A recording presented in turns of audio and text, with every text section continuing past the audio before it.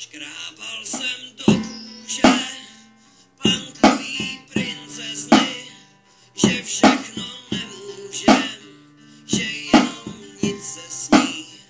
Byl jsem nespokojen, já hlupák v tom to je, furt jsem jen nadával a hledal rozbroje.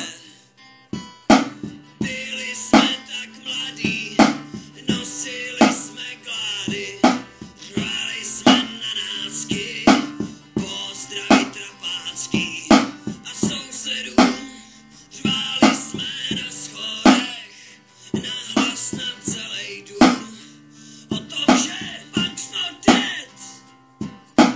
Chodili jsme spolu na Snouzu a Fixu, já jak 100 dalších volů, řek jednou, že jí chcu, i punker může bejt smutnej. I punker může bejt smutnej. Jej, i punker může bejt smutnej. A nejenom naštvanej. Punková princezna, Zuzka Vymyslická, vypadá jak ze sna, ostřílená mická. Já mám slabost vždycky na tělo antický, na oči mystický, Zuzky Vymyslický.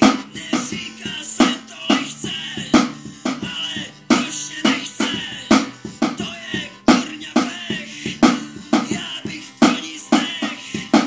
Kvůli týhle dívce cítím se jak shit, když mě Zuzka nechce, nemá cenu tu dál žít.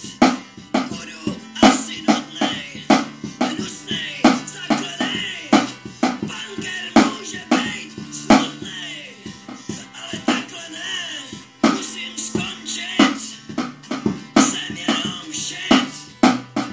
Když mě Zuzka nechce, nechci dál žít, nechci žít, ne, já nechci žít, ne, já nechci, Zuzanko, nechci žít. Škrábal jsem do kůže punkový princezny, že všechno nemůžem, že jenom